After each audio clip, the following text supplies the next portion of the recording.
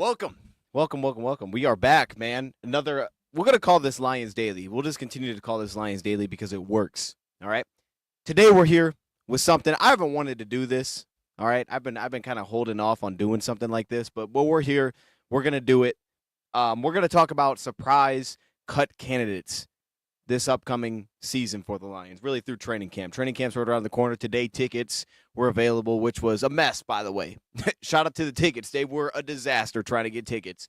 Okay, so that happened, which just put me in the mood of like, okay, I guess we have to do this. I don't want to do it, but we have to do it. So we're going to do it, and then we'll move on, and that's the surprise cut candidates. Now, I wanted to really focus on the surprise element of this, okay, not just like cut candidates, not guys that it's like, oh, that guy could get cut. Like, okay, surprises where it's like you see it and you're like, oh man, okay, I didn't expect that, but it's still possible. Okay, Jared Goff will not be on here, for example. Like it's still in the realm of possibility. But I'm gonna rank them. I'm gonna rank them from 1 to 8. 8 being the least surprising, 1 being the most surprising. But it's also still in a world of possibility. That's how we're doing this, and I think this order's pretty good. It could be changed. I kind of moved a few of them around a few times, but I think the order is pretty solid here. So we got to talk about that. But then also, and shout out to Detroit Sports Talk, I see you. Also, we saw the quarterback rankings. I don't think there's any need to go into that. Having Goff at 8, actually, I'm like, hey, that's pretty good. Like I'll take that. We did our quarterback rankings a little while ago. I think Goff was in a similar area for me. The only thing I continue to say is I would push down. Jaden Daniels. Like I wouldn't have him number 5. But outside of that, like I don't have any issues with it. They put him at 8. They're showing some love there. I appreciate that. So I don't really have any problems with that one. I'm not going to really make anything about that. The other thing would be the TJ Watt situation and what's going on with TJ Watt. It sounds like now they're actually listening to potentially trades. And, I always try to look at it like, is there actually a possibility of this making sense? Like, could there be a world in which you could pull this off? I don't really think so, which is the problem here. Like, I was like, okay, well, what if we went to, like, the craziest degree of doing stuff? I still don't think this could really make sense for the Lions to actually pull this off. The interesting part about TJ Watt, though, I will say, is that he's 31 years old, or he's going to be 31 years old. So at that age, based on how much he's probably going to be looking to make, which is probably well over $35 million a year, because he's at that age, the length of the contract could be beneficial for certain teams. If you made a trade for him, a $21 million cap hit, the Lions financially actually could afford that right now. It's more about the implications of that new extension, which is what he's looking for. So you would have to be prepared that you're going to give this guy some big-time money. But for right now, it could make sense. It's just everything beyond this year gets really messy. The only way that I think that you could even start to make a case for something like that is if you also said part of the plan of acquiring a TJ Watt is then going and turning around and trading away one of the players that you're going to have to pay here soon. And the example, and I'm not saying I would do this, but the example that I came up is if like you traded for Watt, you gave them a second-round pick, which could be honestly on the high end of value at this point with where he's at, again, age-wise, the leverage they might have. If it took a second-round pick to make it happen, you acquire him right now, you have the $21 million cap hit, which you can't afford, you're still under the cap, and then you have to give him that extension. You give him like a 2-year, let's say 2-year, $80 million, right? Let's say we give him $40 million a year. You would then have to turn around and trade one of the players that you know you're about to pay, but not somebody for right now necessarily. You could, but there's not really a great example of someone that's getting paid a ton right now that's like, that makes sense to trade him. Like, there's not really that because there's a reason they got paid the big extension. So I would think you'd have to look at it like a Jameson and be like, okay, if you traded away J-Mo next year when he's on the 5th-year option, you would save, $15.5 million? So depending on how you structured the contract, because 2026, where we need to open cap space, depending on what that number looks like, we're probably going to need to open significant cap space, is that you could move him then, open the $15.5 million. You'd have to throw some money in the void years here for sure to make this work, because then essentially the offset would be like $25 million. But that would you're still already set to be well over the cap next season, so it would still make it very difficult. But that would be the path to doing something like that, is you'd have to, but I wouldn't trade him at the same time. Like, I wouldn't give him up for the player because financially, one, I don't think it benefits us enough then. Like, the move would be, we're trying to win the Super Bowl, we're making this move, we're making this play, but we know we have to pay TJ, otherwise it makes no sense to make this trade because he's probably not going to play for us either. So instead what I would do is I wouldn't hurry out J-Mo because Well, the only benefit there would just be like, hey, maybe they give you draft capital in return. But I don't think you get enough of a benefit because you're just moving on one of your best weapons. Instead, I think the only way you would do it is you would trade for Watt separately now. You'd give up your next year's draft pick. Like I say, it costs next year's second. You still have that. Give them that. It might cost more than that. You acquire him, and then next season, after you've given Watt the big extension or the 2-year deal, let's say $80 million, that might not even be enough. But say you did that, then next year you come into the year, you trade during the offseason a guy like Williams, because then you actually are opening up $15.5 million if you do that pre-June 1st. Plus, on top of it, then you acquire your pick back. So say then you got a second-round pick. Maybe you could actually still add value there and get a first-round pick versus a second-round pick. You'd actually be getting more value. You'd still have to do a lot to figure out the financials because the Lions just don't have that much flexibility next year. Like, you would have to take probably a very significant like restructure of Goff's deal to the point where you're like maxing out his base salary. Like, if you had the example is $53 million base salary restructure, what you could open up financially right there, which would drop his cap it down to about $30 million. It still doesn't do enough necessarily, but that alongside of moving off Jamal would get you back plus a little bit more to where you were before you made all these moves. You would still have to do more likely depending on what the number goes to, but you would still have to probably do a little bit more to still financially make it work. We just don't know what the cap number is going to be set at. So you would have to pull that move off, significant restructure, which isn't necessarily ideal, but you could do it. I would say you'd have to throw void years on Goff's contract. You'd have to push it back even further because his cap number is then going to be like 70 plus million a year after, and then he's going to have a void number, which he doesn't have, about, 15 million. I would push that even further down the road. So probably not a great path to actually making this happen just financially, which is the big problem because this is still not including pay for all these other guys. So I don't think it's going to happen. But I think if there was a crazy path, that's how it would start, is you would just make the move without actually giving a player in return, because I don't think right now, value-wise, there would be someone that you couldn't go. So, yeah, you would have to restructure, but I think even if you restructured him and you paid TJ that money, you'd still be well over the cap. You'd still be – because the issue is we don't know, right? We don't know what the cap number is going to be set at, so we don't actually know what it would take to be in a spot where it's like, okay, we have money next year, or we can make this financially work. We don't know. If the cap's high enough, you might be able to make it work. We don't know what that's going to go to, but even just going on like early projections, even if you restructured to the max Goff's contract, that might be necessary, maybe not all the way, but I think the Lions are going to restructure Goff anyway next year. And there's a very good possibility he gets restructured next year anyway, whether that's a short extension or just a straight restructure of the base. I think that's going to happen regardless because of how high his cap number already is. So I think doing that on top of making that trade, it wouldn't be enough. You'd still have to have other moves, like potentially, hey, now we get off a Decker. Like, there would have to be, I think, significant changes, and then you're just getting back to a spot where it's like, okay, we can actually afford this, right? Like, that's the spot you'd be getting to. So the Frank move definitely helps. I mean, it's not good, but Frank retiring definitely opens up some flexibility. I just don't think there's a great way to make this make sense. You can make it work for now. It's just everything down the road becomes very tight, and it's already tight. Like, it's already difficult, right? Lions have made that clear with this whole Za'Darius situation. It's already tough to make this kind of work long-term. And Za'Darius is not anywhere near – I mean, this is like 10 times the price of what Za'Darius is probably going to cost. So it's like, just make it make sense. I don't know if there's a great path to it. Anyways, though, I'll leave that there.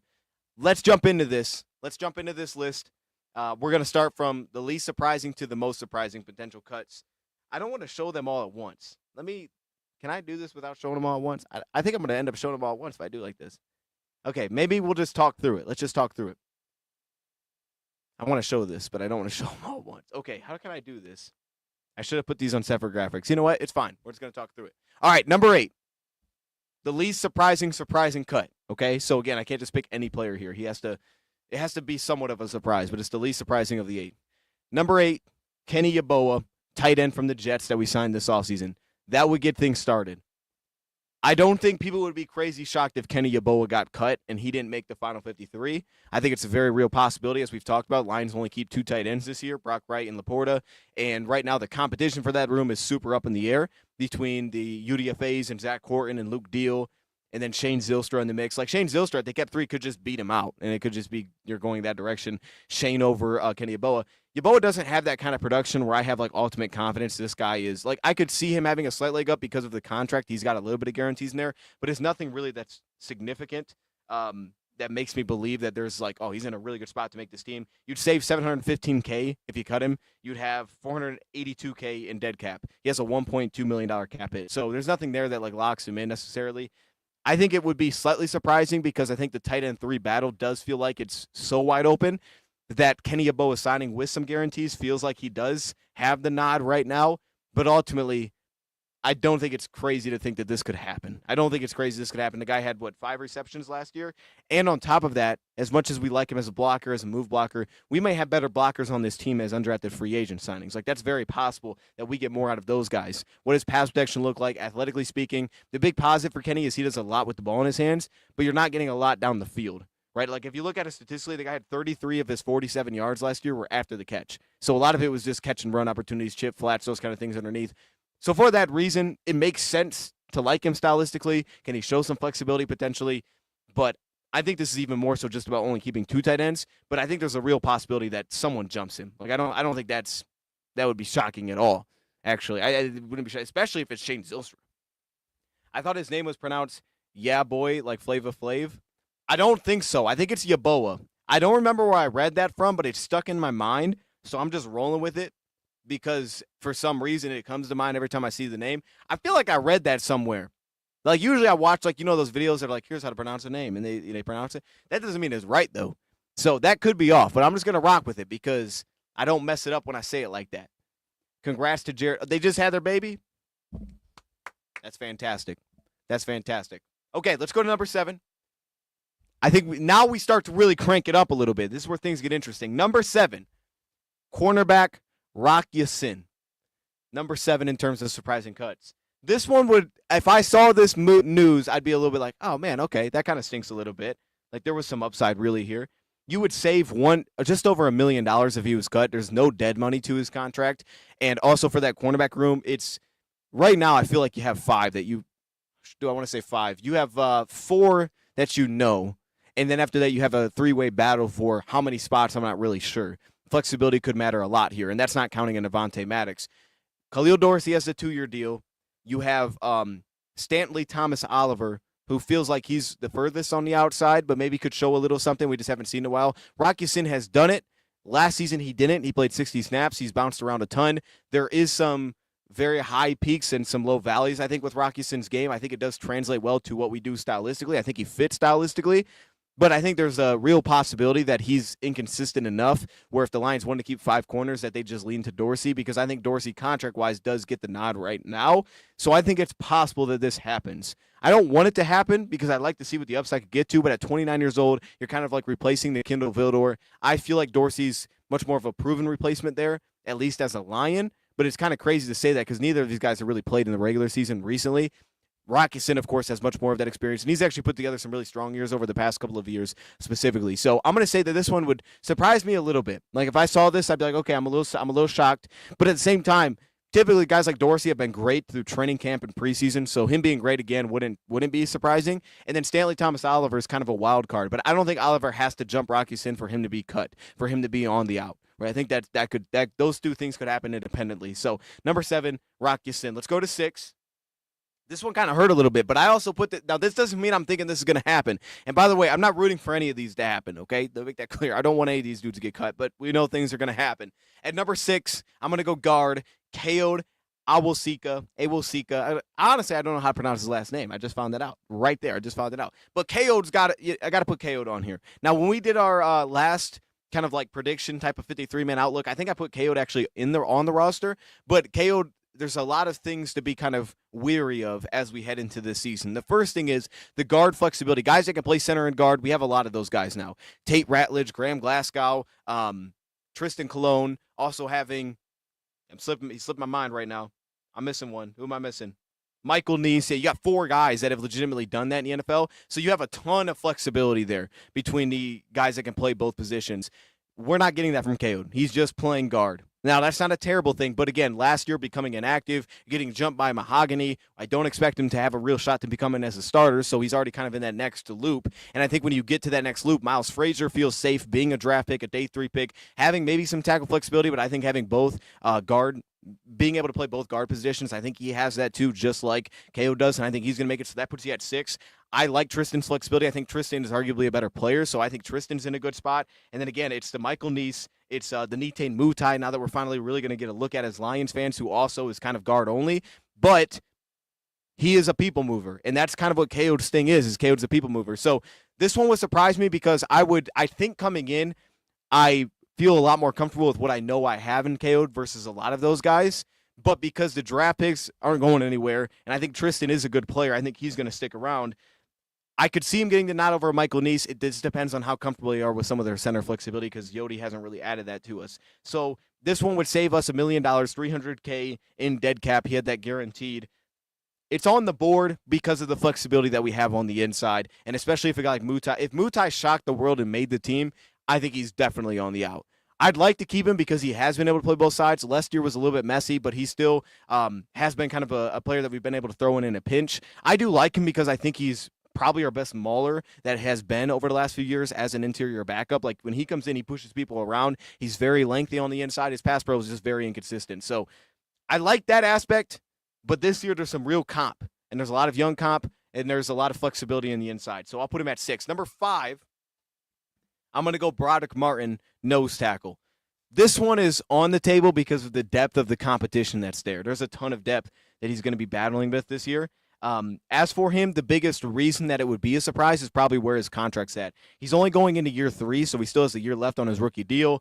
They anticipated this was going to take some time, but obviously now it kind of feels like, okay, after last year, they really want to see some steps. They want to see some progress. Preseason showed some progress. Regular season got one shot. Wasn't great. It was very up and down. Some good reps, some really awful reps, and then they really didn't go back to him. Never really took over the role as like the consistent backup to Reader. Instead, that was Chris Smith. So last year just didn't take the step that they were hoping for, which puts a lot of pressure on this year. And now when you come into this year, of course, you added Tyleek, and Aleem will be back soon, but that, not right away. Reader, you got your starters, it looks like on paper, but the depth that they have, Chris Smith comes back, who arguably beat him out last year. You also have on top of that, beyond Chris Smith, you also have Roy Lopez, and I think Roy Lopez is in a great spot to make the team. I think he's going to be the consistent backup to what we have. I think he's going to be the consistent backup to DJ Reader this upcoming season, which is going to be valuable because we haven't really had that. He can add some juice to. Also, I'd throw in a guy, now they play a little bit different roles. Like Broderick Martin is pretty unique to what we are and what we have in that room, like as a true nose tackle. But guys like Miles Adams that can give some juice on the interior could line up as like a 3 technique and show some of that. It's not what necessarily Broderick brings to the table, but you find flexibility for players that you believe in. And Miles Adams has a chance to kind of stand out a little bit this offseason or really heading into the season. So I think the competition is just very strong this year for him. I think that's where it's at. Especially if Wingo's available to go early, I think the competition's strong. Again, he's unique. It gives him this value. He is only in the 3rd year. So for me, I think you would. Last time we were talking about this, like it was Colby versus Broderick. I'm going to spoil it now. Colby's not on this list because for me, Colby really wouldn't be a surprise cut. No, it's all good. I get it. I forget it all the time too. It's because he hasn't consistently been on the field. It's hard to kind of track that. But to me, if Colby got cut, I don't think it'd be a surprise because of where the depth is at that position, and we don't really know what position he is. Broderick, I know a little bit more what he is, which in a way adds value because it's unique. But on the downside, he doesn't really have a lot of flexibility. So it's like, hey, you better be good at what you're doing, right? You have to be able to carve out your own role, and he hasn't really done that. So for me, if Broderick got cut, I'd be semi-surprised. I wouldn't be overly shocked, but because of the depth that we have at that spot. But at the same time, just where he's at in his contract, like, I think it's more on the table that Broderick makes the team. KO'd, I think it's in a really tough spot. Rock Ya-Sin, he's in a tough spot. Yebo's in a tough spot. Yebo's not in the toughest spot in terms of competition, but he just hasn't really put it much out there. So I'm going to put him at 5. Let's get to the top 4. Anyone get training camp tickets? Yeah, let me know with the chat, man. I'll let you know. I got one day. So it was amazing. No, it was actually awful. I waited an hour and a half for that thing. And it's crazy. I was on the page before 10. And I didn't know it was going to update itself. So like I was like, do I need to refresh this? And it updated itself. I had to have clicked the link for a day at 10:01. Straight up. There's no way I was later than 10:01. There's no way I was later than 10:01 to clicking that thing. And I was behind 5,000 people. Like, there's no way I'm behind 5,000 people, bro. You're telling me 5,000 people were sitting here? Maybe there was. Maybe it was. I also wonder a little bit if those numbers are real. Like, so you're telling me 5,000 people, and if you have multiple tabs, they all say the same thing. And I don't know how much tickets they're giving away, like, per thing. But it's like if you allow, I don't know how much they allow because I got in at the back end. Like, depending on like how many you allow each person to take, it kind of throws things off too. Because it's like, yo, if everybody takes 4, one, they're not going to use them all. But if everybody takes 4, bro, like this isn't like last year was bad. I was like, yo, there's way too many people. But it's like it's not that big. I don't know, bro. I don't know. But I got one day. So there we go. It's been a little silly this offseason. This is a proper time. Come on, man. We locking in. We locking in. All right. We're good with. I'll go through the rest of it when we wrap up. Let's go to 4. I hated putting this name on this list. At number 4, we're gonna go running back Craig Reynolds. This would be surprising. Like, straight up, this would be surprising if Craig Reynolds. This is the first one where it's like this would be take me back a little bit. Like, I think we've always kind of considered this a possibility, but every year I always feel like I throw Craig Reynolds in, like, yeah, he's going to make it. Because Craig, you know exactly what he is. He fits us well. Special teams value there. Those special teams has changed a little bit. You know, kickoff return, you don't really have up backs anymore. Everybody's just standing in a line, so it kind of changes the process of how you actually go about and, like, what you're looking for. Like, if the ball's kicked to him as the other returner or as a fullback, like, he can return it. He's comfortable there. He's our third back as of now. I'm a big believer in Sione Vaki, so I think this is possible for that reason. But last season, 4.5 yards per carry. He was basically the same guy you always get. 4.5 yards per carry, 130 yards, really good vision, scheme versatile, but he's not overly athletic. The passing game really hasn't connected in the NFL. Like, they haven't utilized him that much. I think it's because he's not a big separator like it did back in college for him. And he did fumble last year, which isn't great. You know, having the fumble, like, ball security is a question mark. I don't think that should, kick him off the roster or anything. But I also think on top of that, having 2 UDFA running backs coming in, 2 guys that can bring similar skill sets. I'm not going to say they bring it to the level of Craig because that needs to be seen. But in terms of just skill sets, Anthony Tyus III, and then also having Robichaud. Yeah, I think that's right. I think it's Robichaud. Both those UDFA running backs coming in, like, there are some similarities in terms of play style there. I don't think necessarily that one of those guys would have to make the team to keep Craig out, but it could also be like a mix of, hey, if you keep a third tight end, like maybe that's Yeboah, maybe that's Zach Horton, and you see flexibility with his game. You see special teams upside with a Luke Deal, and he can lead block and do these kind of things. Like, that could open the flexibility to something like this happening. So definitely don't want this to happen, but I'm going to say it's on the table. He's also 29 years old. I think he's 29, which I didn't know he was that old. It's crazy. But I'm going to throw him in here. This would definitely be a surprise. And yeah, Vaki's a dog. Like, I think Vaki's going to be fantastic. So maybe this is where I don't know. Maybe. What do you think the starters in the Hall of Fame game gives Laporta series? I don't think that anybody will play in the Hall of Fame game. I think if any starters do play, I think they would play the second preseason game. Probably. I definitely don't think they're playing the first one. I don't know that I've ever seen a starter honestly play, unless it was like we don't know who our quarterback is in the preseason game. I feel like they never play in the first game because it's a week early. I don't think, honestly, in preseason anybody's going to play for us. I think through all 4 games, like Goff, I don't think Laporta, I don't think any of those dudes will play. You may see some Tim Patrick, Khalif, things like that, but I don't think any of those guys will actually play at all in the preseason. But especially in I think I'm almost 100% sure we're going to see none of them in the first game. Maybe by the second game, though, we'll get a series. Maybe. I don't think at all, but maybe if there is, maybe in the second game. All right, let's go to number 3. At number 3, this one would definitely shock me. I'm going to go Dan Skipper, offensive tackle, in terms of surprising cuts. Dan Skipper, to me, played well last season. I think this guy's constantly gotten better. Dan Skipper is a fan favorite. He's also 31 years old. He played 320 snaps this past season. He started multiple games, actually back-to-back games this past season as a starter for us as our backup left tackle. Houston, Chicago, Green Bay. He also, of course, is our jumbo package offensive lineman. He's got a real value on this team, and he brings like a dog to this team that I think you just want to have around. And he's gotten better. Like, there's real limitations. He's not much of a run blocker, which is a problem. He can be a little hit and miss as a jumbo pass protector, but his pass protection as a tackle actually has been adequate, especially when you give him a little bit of help. Like, it doesn't always look pretty, but he's also massive. So it's like, okay, I understand why this has to look a little bit different. The reason that this could happen is, number one, Giovanni Manu has a really strong preseason.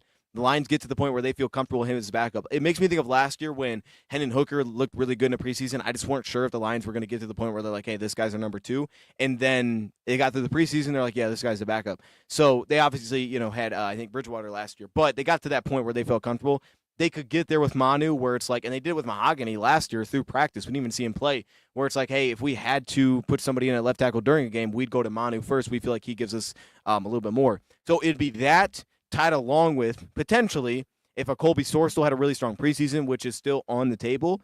I'm not counting him out that it's not on the table, that at guard or tackle he could show something, especially if they keep him at tackle for another year. Getting back to what he did in college last year, he kind of went back to it. It was a little bit shaky. He did some good. He ran block pretty well. But like maybe getting into that, sticking at that role for another year, if that looks to the point where it's like, okay, actually we kind of do like this, if he shocked the world and made the team. But I think it's really the Manu one that carries the most weight here. Maybe you get someone else that shocks, like a Mason Miller or something like that. Maybe you get some shock in that mix. But I think it's ultimately just the Manu situation. Maybe if Frazier shows some flexibility, that something like this could happen. I personally don't think this is going to happen. I really don't think this is going to happen. I think he's very valuable to our team, but there could be a path. And then financially speaking, you have a little bit dead cap, but it's not much at all. I think it's $75K. But you would save over $1 million in cap space. So really none of this is cap space related. It's just kind of going a different direction for numbers' sake. Maybe it's on the table. I'll put him at 3. Let's go to number 2, though. These two are wild, so bear with me. And again, these are surprises. They're not what I think is going to happen. They're surprising potential cut candidates. It's on the board potentially. At number 2, I'm going to go Tim Patrick. Tim Patrick at 2 here. I'm trying to find something that could happen. Like there's a path for it to happen. Tim Patrick's working out with Goff in the offseason. I think how fast he grew connection with Goff, I don't think this is going to happen. I'm with the Lions keeping 6 receivers. I'm with just holding all of them. Like, let's just hold them. We'll go lighter everywhere else. We're keeping both our rookies in the building. Like, we're not doing that. That said, though, if there was like a receiver that maybe could make sense, it could be Patrick because of this. Number one, financially, you don't really help yourself if you cut like a Khalif Raymond. It actually hurt you a little bit if you did something like that, right? Khalif Raymond, $6.4 million in dead cap. You save $500K. Like, that doesn't help you at all. Tim Patrick could at least add some value. He's on a 1-year, $2.5 million deal. You don't save anything with Tim Patrick, kind of like you definitely don't with Khalif. There's just a lot of dead cap. You just have that straight dead cap because essentially Tim Patrick has like a fully guaranteed 1-year, $2.5 million deal, which financially, so there's no benefit to this. It would simply be a numbers thing, and it would be that, hey, your skill set is not Lovett and it's not Khalif. It's different. So those guys kind of have their own unique role. And if Isaac Tesla is that good that early, which I think it's going to take some time, but if he came out and he just was rolling and it's like, dude, we can't keep this guy off the field. And obviously you like Khalif and the value on punt team, so we're not going to move him. And you're not going to cut your other rookie in Dominic Lovett because he does enough to hang around. Maybe they get to the point where like we're only keeping 5 receivers. And then Tim Patrick could actually be the easiest to move off of. I don't think any of this is going to happen, but I'm just saying, the one that could be easiest would be Patrick. So that one, there is a path in the world for it to happen. It would definitely be shocking. Maybe this one should have been 1, but it would definitely be shocking. But it's just the fact that you have the depth that you have this year that maybe it's on the table. All right, number 1, the most surprising potential cut candidate for me is going to be Josh Paschal. This is definitely on the table, being that he's going into his 4th year, being the competition. But I do believe that he's just much better than the other competition there. And this could be wrong. Maybe somebody else is really pops. Maybe Isaac Uku's great. Maybe Lugude gets more comfortable kind of playing as a defensive end. When you look at it, you'd save $1.75 million with a cut. You'd have $300K in dead money. Again, he's on the final year of his rookie contract, so there's nothing locked in beyond this season. You also drafted Ahmed. And I think that Ahmed's skill set is similar to Josh Paschal. He also has a similar build. I think that Ahmed, like Paschal, could have a lot more success rushing from the interior. So because you drafted Ahmed, if he looks very good early and he has like a great preseason and Josh just doesn't, or maybe he's missing a lot of time through training camp, which I hope not. If something like that was the case and it kind of just led to like, I don't really know what we have here, but then on the flip side, Ahmed's awesome. Ahmed could leap a guy like Paschal. That's on the table. And then the depth that you have, I like it. I just don't think any of his players are better than Josh Paschal. Like Mekhi Wingo, if he's ready, could add some similar ones. I think he could play defensive end. Keith Cooper Jr., I like him out of Houston to try to see what it turns into, but I don't see a world in which he stands out beyond Josh Paschal. Like even as his best preseason, I don't think that could happen. Pat O'Connor's the interesting piece here because Pat O'Connor can play everywhere. Maybe they start to think like, hey, his best spot is the end. Just leave him there. This could also play into the Broderick Martin thing a little bit. And then Al-Quadi Muhammad continues to get better against the run. Maybe he bulks up a touch. It's not really the same style at all here. I think, again, I want to see Josh more on the inside. I think this is a big year from him. I'm actually really excited to see Josh because while I put him at 1, it's because it would be super shocking. I also think the flip side is he's in line to still get an extension with the Lions. Like, I don't think that's out of the realm of possibility either, is that he could have a good enough season where if Wingo's not ready right away and you need a guy that can on sub package get some rush from the interior, having his ability to step inside and give you some of that in the meantime while you're working on get guys like a lean back who typically hold that role down, he could be better as a stunt rusher, as a sub package rusher than Tyleik Williams is early on. He could be better than DJ Reader in that spot. He could be your best option. That could earn Josh Paschal a potential extension beyond this season if he was really good in that role. And obviously continue consistency on maybe he adds a little bit more as an edge rusher, but he continues consistency as a run defender. If that's the case, if those things come together, I think he could still get an extension for us. I'm just not going to. I just think there's a world in which it could happen. That would be the most surprising, realistic cut for me is Josh Paschal. So those are the 8. I'm going to throw it on the screen just in case anybody missed some of the early ones. I just got to download it? Okay, hold up. Let me just download it and throw it on like that. Who is Liona? I don't know. Did I put I did put Liona. Oh, my God. All right, I'm glad you said something. It's like Liona. That sounds like something I would have typed in there. Yep. Okay, that's crazy. I wonder if I could change that on here. Let me see. Liona 8. Oh, that's crazy work. Okay, Lions. Wow. Okay, it should change. I don't know how fast it will, but it should. Dang, Liona's crazy. Okay, let me try this. Lions. See, that's bad for the algorithm. You can't put Liona in there. Okay, let me throw it up on the screen now. And then we can touch a little bit on this quarterback ranking thing. But again, I don't have an issue with it. Like, I'm super cool with it. So, all right, here we go. Bam. There we go. There was the 8. We need Tate to be there tomorrow for camp. Yeah, that's going to be an interesting thing is to find out really the Alex Anzalone thing, to figure out what's going on with Alex. Like, that's the one I'm most intrigued by is what goes on with Alex. Like, the whole second round thing is kind of a league-wide thing now, right? It's trying to figure out, like, how the league responds to that. But it changed. Oh, that's what's up. But in terms of, like, the big one for me is definitely Alex. Like, we need Alex back out there. I want Alex back out there. And I'm not, like, here's the thing. We've talked about this. It's not like I don't understand the idea of not giving him an extension. Depending on what he's looking for, I think if you had just added another year or you added 2 years and that second year is an out and you can get out of the deal, I think both sides could be fine with that together. But I also, depending on what he's looking, like if he's looking for 3 years or something, I could see why the Lions wouldn't want to give him that extension. Like, I actually do understand that based on the long-term outlook here. I definitely get it. But I would like to see him back because he is under contract. So I know he wants that long-term deal, and I understand it. Obviously, we'd love to have him longer than just this season. But regardless, if nothing happens, I would still like to see him this year because he is under contract, and he's going to add so much to this team. And we're seeing him post all these, at least responding to a lot of things on X. Like right here. His little reaction to the Lions being ranked the second linebacker unit. And it was a lot to do with Alex. He's posting these workout videos. Much drive. I think he's hoping Brad Holmes is watching these. I don't know. Actually, I haven't really watched this one. Okay, he's running.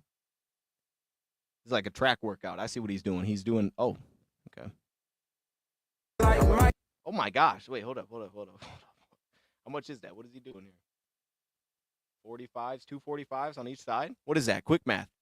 Y'all know it. I don't know it. Is that 225? I don't know what that is. My bad. Okay, we see you, Alex. Okay, Duracell. Yeah. Pushing stuff. All right, cool, man. So yeah. I don't know. I hope he's here.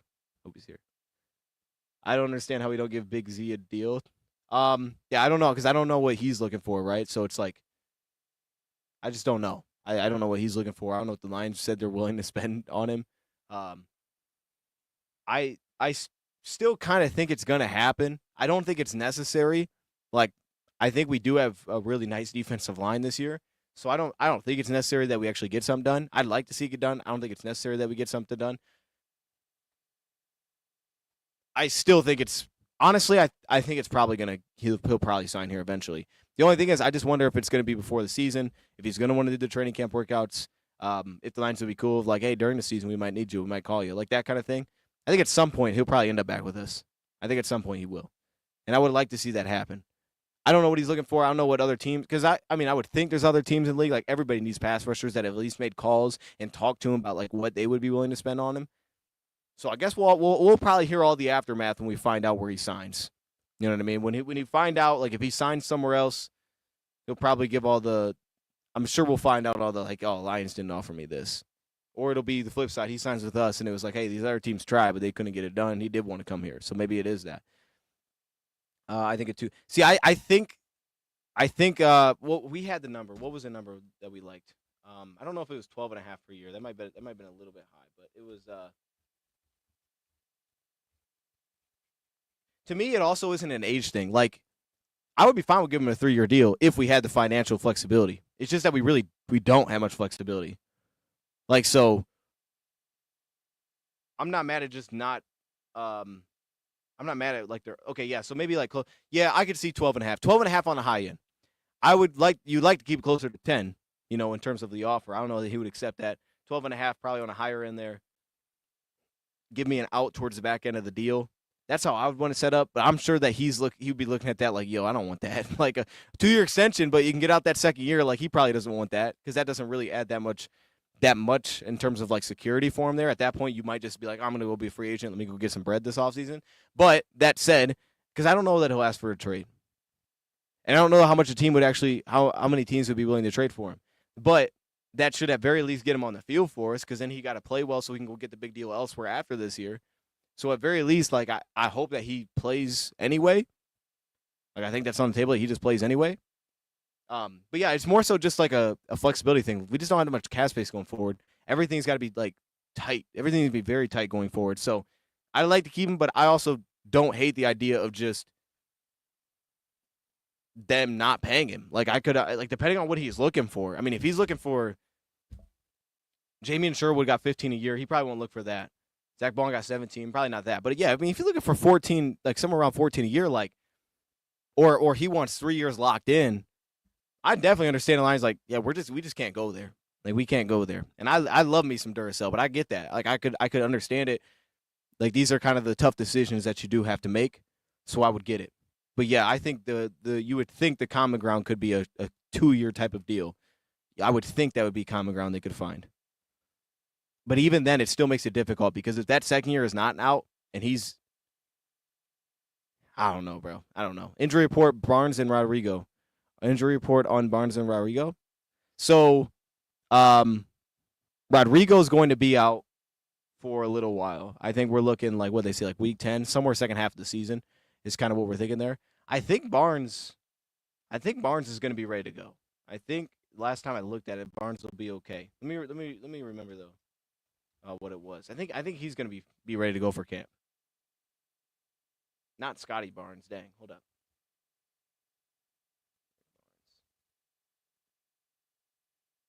Yeah, he had the. It was in week 3. Yeah, so I think he'll be ready to go. I think he'll be ready to go. Maybe not right away. Maybe he'll come in with like a. They'll work with the trainers and stuff early, but I think he'll be fine. The Rodrigo one's going to take a minute. AI said it'd be 3 years, $25 million. Hey, 3 years, $25 million. That would be a very reasonable price per year. Like, that would be. I'd be pretty surprised if he took that number, to be honest with you, based on what everybody else is making. But that, I mean, because 3 years, $25 million, that's less than Barnes. But what it would do is, it would give you, you know where you're going to be. So it would have, if he's not looking for a price point, he just wants, like, I want to be locked up. Maybe that then could be the, both sides. Like, hey, we can get to this number. We can keep you for 3 years, but we just can't get that high in terms of the number. I think a 3-year 25 would be interesting, because that might start getting to the point where it's like, okay, about 8 a year. That's a little bit more than Barnes. It'd be about $8 million a year. Like, that would be to the point where maybe you could actually try to keep him through that contract. Like, you wouldn't need to get off of it. Like, you might be able to actually work with that, depending on how you structure your extensions. Like, if you push him back a little bit, like, you actually might be able to work through that to keep him around. That's all I would think. I would think it has to be him just looking for multiple years where he knows he's going to be there. You think we will run Barnes Rodrigo off the edge? Not really. Like Barnes always plays on the ball, so like he's always on the edge. A lot of time, well, not always, but he plays a lot on the ball, a lot on the edge. I don't think he's a great pass rusher, but he plays a lot there. He might be our better pass rusher of all of our backers that do it. I like Rodrigo as a blitzer.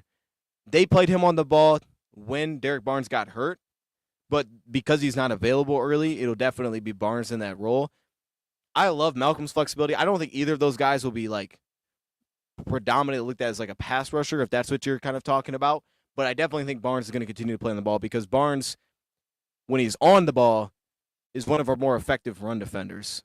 Like he's built a lot better for that. As a backer, he's much more comfortable there than I think everybody else is. We got a little bit out of it. Like Malcolm did pretty good there, and he's not built for that, but he did pretty well there. And Trevor Nowatzki made it work a little bit as the season went on. But I don't think either of those guys are very good pass rushers, not true edge rushers.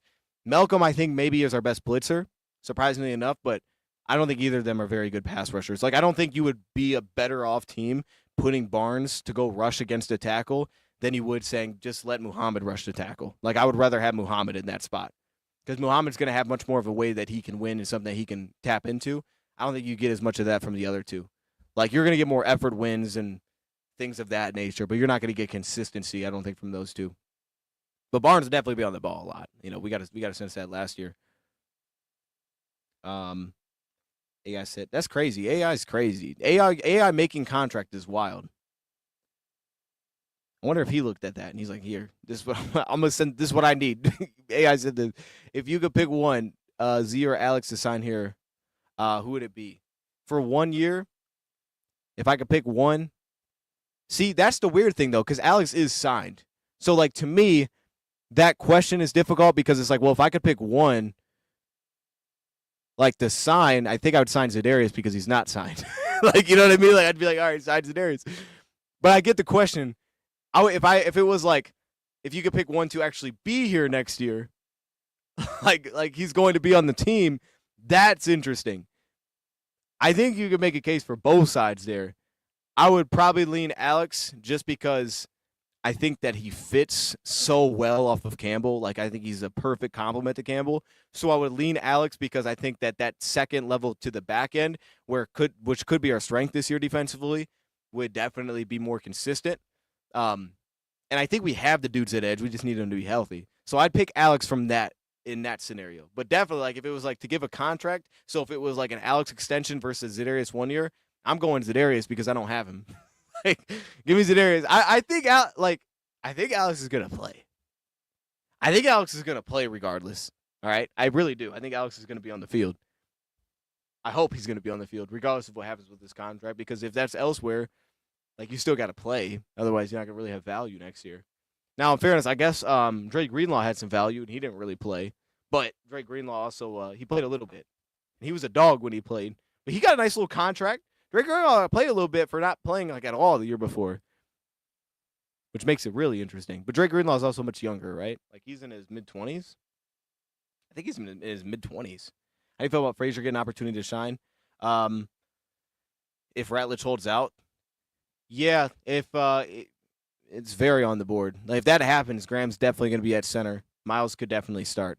I do think though the battle could become then Tristan battling at center and Graham Glasgow kind of pushing back to guard. Like I could see that then becoming the battle, and then Frazier is battling with Glasgow to try to jump his spot.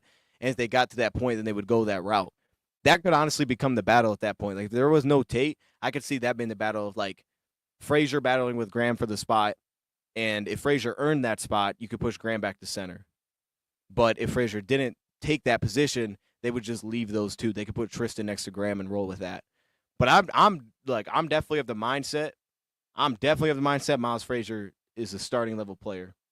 And I think that Miles Frazier could be starting this season at some point. Even if Tate doesn't hold out, I think he could be starting at some point this season. A lot of possible contract problems. It's just a lot of tough decisions. You know what I mean? Like it's you got to be like harsh to yourself. I think in some of these, like man, we just can't do it. We got to be honest with ourselves. We just can't do it. And I think that they've started It's not good because obviously you want to pay these dudes, but I think um they've started a really good path so far of just like we're not gonna just cave and give these dudes contracts. Like this is what we can pay, and especially the fact that they're doing it now when they do have money. Like they could just be like, we don't care. We have cap space. We're trying to win. Zedarius, let's sign him. Alex, give him the extension. Like we have money now. We're cool. We'll deal with the problems when we get to them next year. Well, it's like, yo, you're gonna have some problems next year. If you just start doing that, we're gonna have some problems next year. You can do it, but everything's gonna become very tight. So I do like the fact that at least so far they've been willing to be like, hey, we're going to kind of put our foot down. This is what we can do, and they're very much so looking into the future right now, which I love. Let me see what Brian said here. Personally, I think Miles Frazier should be able to center. He has no experience there. I think he fits guard. Obviously, I think Tate's more of a center. I think Frazier at tackle is going to be interesting too. I think Frazier could add a little bit of value there. But to your point, like I wouldn't ever view him as a starting tackle. So like in saying that, I think him playing tackle would be in a pinch, which could be valuable this year, depending on the Dan Skipper thing, I guess. But like that could be valuable to just know that, like, in the worst situation, we could just throw him at tackle. But definitely I don't want to move him there. Like I definitely view him more so as a guard.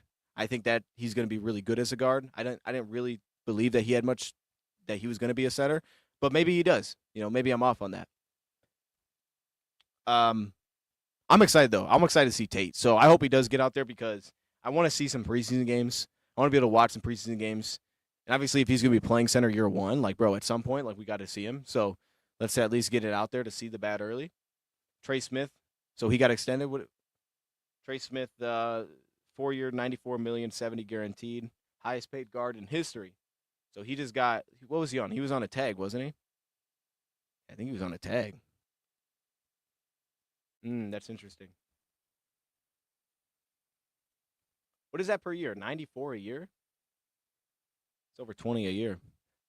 I wonder about their old line though too, because I mean Josh Simmons is going to be important, but we don't know. I feel like they still have questions on their old line for sure. HB have big questions on their old line. Yeah, it's some money. Dang. Yeah, I guess we'll find out, dude. I don't know. Let me check that out real quick before we wrap this up. Chiefs depth chart. Is Manu the backup? Not right now. I think Dan Skipper's the backup right now. But in time, hopefully. Like this would be a good year to take that over. Yeah, so they got Kingsley playing guard? See, they still got questions though. I mean, they got real questions. Like Juwan Taylor at right tackle. Jalen Moore might. I wonder if Jalen Moore is going to go to right tackle, or if they'll leave, like if Simmons is available. But they got Kingsley at guard. Dog, they got real questions on that old line still. They got real questions there. Nah, they got big questions there. Now, Frazier definitely is a mauler. I just don't, like, for example, like, I know we did the video. His body control, to me, I don't trust it as much from a center position. I also think Tate just fits center. So maybe it's less about Miles' ability to play center. It's more about Tate, to me, being a center in the NFL. Like I said, I liked him at guard. He was cool at guard for me. But the idea of him being a center, I think, is fantastic. Like Tate as a guard's cool. Tate as a center, to me, that's where you get excited about him. That's where I get excited about, like, all the athleticism you can tap into there with him playing that position. So I think it's more about that than anything.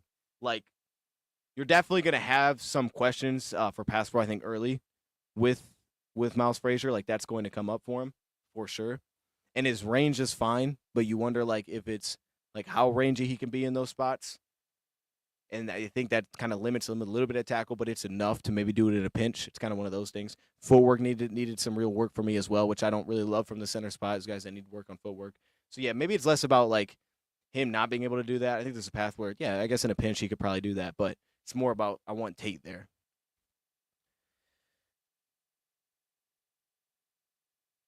Never record. Yeah, it's crazy though, because like that was the expectation. Like the expectation was it was going to take some time.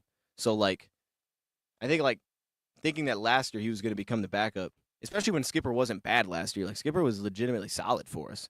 Like if Skipper was out there getting torched, it was like, yo, just throw anybody in there. That's different. But Skipper was fine. Skipper was coming off his best season to me. Like I felt very comfy with Skipper out there. Like so it's like, all right, this is fine. Let Manu do his thing. But it would be crazy. It would be crazy just in general from where the dude's coming from. Like the way they play football in his Canadian college football league versus what it is here is crazy. Yeah, I hope they do too, but I don't know how, like he can also still show up without the contract, right? So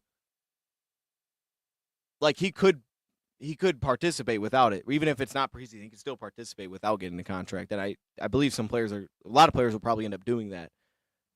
But I also understand the NFL kind of taking their stand here a little bit too, like as a unit. Like, all right, bro, we're not going to just all cave and start doing this. Like, we got to stick together on this one. I think it'll be fine. I think they'll be fine. And I honestly, we'll see. I guess we'll find out soon. I think Tate's going to show up. I think he's going to participate. I haven't really heard anything otherwise. The only guy I've seen stuff on is Trey Harris. I think he'll participate for us. And I think that the move will be made as the rest of the NFL makes their moves. I think that's what will happen here. But I think he'll show up. The big one, like I said, I'm questioning is Alex. I just don't know what Alex is going to do. Because Alex legit, like, he could just not show up to anything. He can take his fines or whatever and still play. Like, he's got enough of that where you know where he is or who he is, where it's like, okay, he could actually, like, hold this thing out for a while. He could be very, very patient.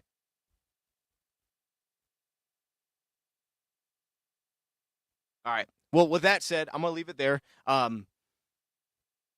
Said draft video coming this week on Dose of Draft, so stay tuned for that. Our first, like, next year's way too early mock draft is going to be dropping this week. There's a lot of dudes, man. There's a lot of dudes. But speaking of offensive line, it's a really strong old line group, it looks like, which is going to be interesting for the Lions next year. I think linebacker is going to have some real dogs. There's a couple of DBs that could be interesting, especially at safety. Like in the back end for safety, you usually don't get a lot of safeties in the first round. I don't know you'll get that, but definitely day two feels like it's going to have some dudes. Have you heard Glasgow has declined, or is that just garbage talk? So we did our thing on Glasgow, our video on Glasgow. I thought that last year he didn't look like himself. He didn't look as athletic as he typically does. So I think that there's a realness to that. But I'm not going to say he declined because, I mean, one, he was playing right guard, so we'll have to see if they move that around. I don't think they will. His pass pro was the same. So I think if you look at it from like, he gave up a lot of pressure and stuff, it's like, yeah, he's kind of always been that. Like, he's always been up and down in pass pro. He's always had some really bad games during the season. It's unfortunate, but you also know what it is. But yeah, it's the fact that he was very banged up through last year. I'm hoping that's a majority of the reason why he didn't look like himself as a mover. I'm hoping that's what it is. It could be that he is getting older and it's just like he doesn't have the kind of juice that he did have as a blocker just a few years ago. Like, you never know, I guess, when that step, you kind of step off the edge a little bit as everybody's getting younger in the NFL. So I think there is it is possible. I think even though at last year's play he could still be a starter, like if he gave you the exact same thing he gave you last year, you could still have that as a capable starter. It's just that you still know that, like, yeah, pass pro is going to be a little messy. I think there's a world in which if he was the exact same guy as last year, you could make a case that he'd be better at center because you could limit some of the issues that he showed in terms of the range that he had. But, yeah, pass pro was basically the exact same from him. The run blocking took the step back, and I think a lot of that played into the way that he was moving. So I'm hoping it was mostly like he was banged up and things like that. Give him some time off. He's back to it, and he kind of looks a little bit more like the athlete that he looked like a couple years ago, because that's what it was. A couple years ago, he was such an athlete. He was great as a gap blocker and as a zone blocker, and he could run. He was tagging dudes at the second level. So if he gets back to that athlete that we know, I think he'll be fine. So I'm not too concerned with Graham, to be honest, because I think if we had the same player as last year, he'd be a capable starter. And I don't want to say he dropped off because of how much he was banged up last year. And it was a couple of times too. Like some of them didn't even like I think he had like some weird like leg thing. I mean, he took some smacks. I don't know what offensive linemen do, but man, this dude was getting beat up. This dude was getting beat up last year. And then going to right guard and kind of settling back into that spot. Like, what is that all going to look like? I don't really know. But I assume he's going to stay there again this year. So I'm okay on Graham. Kind of just wait and see for me. But that's also why I think Miles Frazier could start this year, because I think he could jump him. If he's the same guy as last year, there's a path for Miles to start. If he's up and down as a pass protector, you get a couple really bad games in there, there's a path for Miles to jump him, I think. I think we should make Tate first, second center, and Glasgow a third down guy. That would be wild. I've never heard that before. That would be wild. I'm not mad at the creativity there. I definitely don't think that'll be a thing. But that is That is interesting. I don't think I've ever heard that before. I don't think I've ever heard of a team doing that before. Like one center on first and second. You have like a sub package center. Yo, that's wild. I'm not even mad at it though. I'm not mad at that. You put Glasgow there. Maybe he's a little better at pass pro. I'm not mad at that. I'm not mad at that. I'm sure there's like a lot of issues that would come along with like, hey, you have your assignments, and then on the third down, it's like, all right, switch up the O-line. But teams do rotate in and out guards. Like usually they do it series by series, or like usually it's a guard, but teams do rotate out guards. I'm with it. I'm with it, Ken. Ken, I'm with it. If I see that at camp, we will talk about it. I'm with it, bro. tell me the sub package center is crazy. I'm with it, man. That's awesome. That's awesome, man. I've never heard that. Has that happened before? If you've seen that before, you gotta like share it with me or something. That's crazy. That's an interesting take. Okay. Yeah. Okay. All right. Well, look, I think we're good here. Shout out to everybody that's just joining. If you're just joining, man, feel free to run it back. We go through the first 8 to get things started. We just talked a little bit about TJ Watt, just a little bit in like the first few minutes, so that's in there as well. And I will. It's great. It's crazy, but I'm not mad at it. I'm not mad at the idea. I'm not mad at that. But yeah. I'm gonna leave it there. I'll see y'all soon. Draft video again coming soon, and updates on training camp, of course, as we kind of get those rolling in here. That's coming up. Hopefully Alex shows up. Same thing with Tate. Watching tape on Brady Small from Army, #1 run block center in the nation last year. Brady Small from Army. Haven't seen him yet, but I know Army's running. I know Army's running the ball. Be well. All right, we out of here.